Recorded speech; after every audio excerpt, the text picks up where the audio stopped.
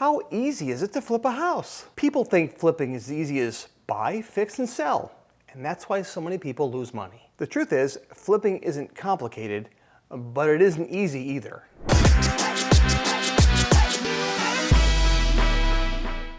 In this video, you're going to see the difference between what makes flipping look easy and what it really takes to do it profitably. We've all seen the TV shows and watched how people have flipped an entire house in an hour, maybe even 45 minutes online. But the truth is, it is not as easy as they make it look online. There are a lot of steps in between that don't make great TV, so you don't really see them on TV. And we like to say in our business that what we do is hard work, but it's worth it. I think if you set your expectations up front that yes, it's going to be difficult, yes, there's going to be things that are stressful about this, but it's worth it, it'll help you to push through the difficult times because you're going to have difficult times.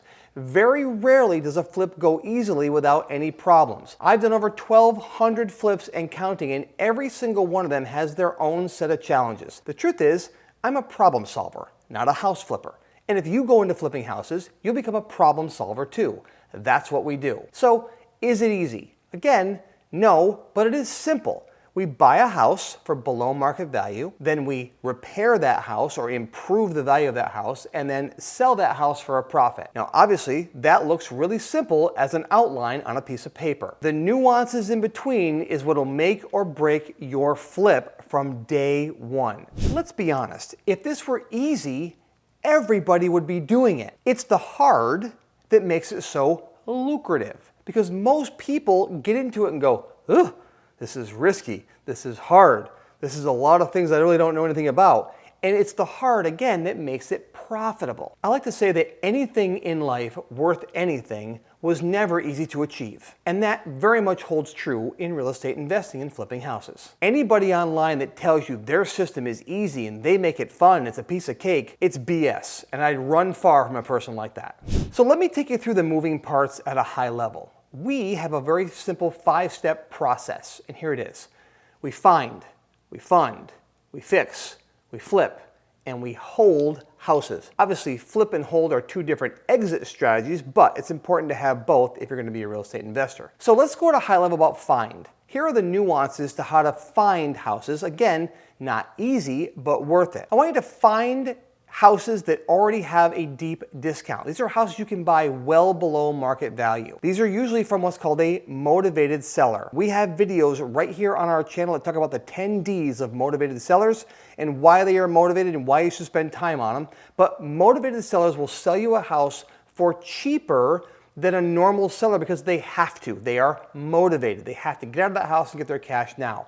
And that's where you can make a lot of money. So on the find section, the most crucial part is always be looking for deals, but always buy those houses at a very, very deep discount. So once you find the house and buy it at a deep discount, the next thing is to fund the house. Now, can this be easy? Yes. It can be as easy as going to a hard money lender and getting the loan. If you have some money in the bank, you can cover what's called the gap funding because a hard money loan won't necessarily cover the entire purchase price. They might cover the full renovation cost, but you may have to have some money. Here's where it gets a little harder is when you have to raise the gap money yourself. So let's say you have to raise that $20,000 from private lenders or from yourself, from borrowing off your HELOC or borrowing off a 401k or something like that. So that's where things become a little more challenging. Again, the profitability, the profit, the life-changing money you can make is in the hard. So embrace it. It's okay. So that's fine. Then you fund your deal. There's lots of other ways to fund a deal too. And then fixing. Oh boy, let's talk about the ease of fixing a house. Well, it's not easy. You're dealing with contractors. And no offense if you're a good contractor. If you're a good contractor watching this,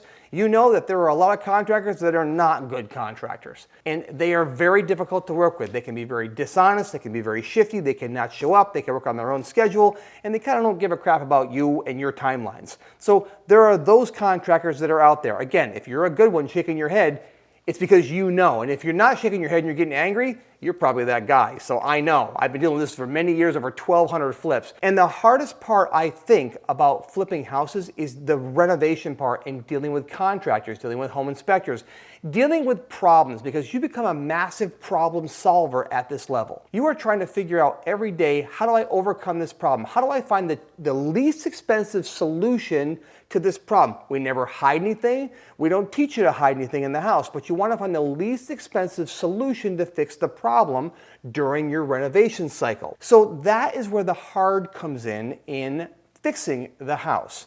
Now, then you have to flip the house. Well, that kind of is the easier part, but where it gets difficult, flipping, is when you actually sell the house and sell that house to an end buyer. Here's where it becomes difficult. Usually you'd list that house with a real estate agent, and that all sounds fine and dandy, and they're supposed to handle all the headaches. Until the seller comes in and says, you know what, I want to have this fixed and this fixed and this fixed, and I don't like this, I don't like that, I don't like this, I don't like that, and you hear all the garbage that they say, and then it becomes difficult, or the seller drags you on for 3 weeks, doesn't get qualified for their loan, and suddenly they back out of the deal. Now you have to put the house in the market, and now it looks stale because people are wondering why it came back on the market, and all of a sudden, what was supposed to be an easy flip turns into a difficult flip. So every phase of this has its own problems. And lastly, we didn't talk about holding. Now holding becomes its own set of issues, right? You put a tenant in there, and that's all great. Maybe it's difficult to find a tenant, but you finally do, and the second month comes and they don't pay their rent. Becomes hard.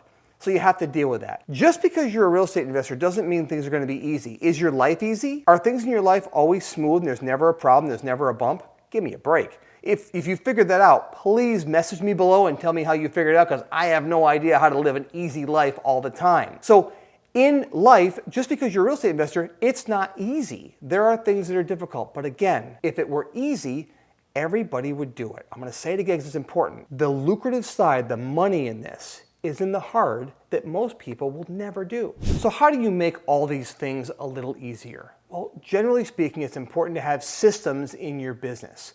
And I'm going to encourage you to start by buying it right. The number one thing you can do to set yourself up for success and make this an easier process, it's not easy, but an easier process, is to buy it right. If you buy it deep enough and have enough profit in the deal, that relieves a lot of pressure on the deal. So even if you make mistakes and things get difficult, you're not stressing about the money, because you're not going to lose money. You may not make as much as you want, but you're not going to lose money. So you have to buy it right. And that all starts with setting up your buy box.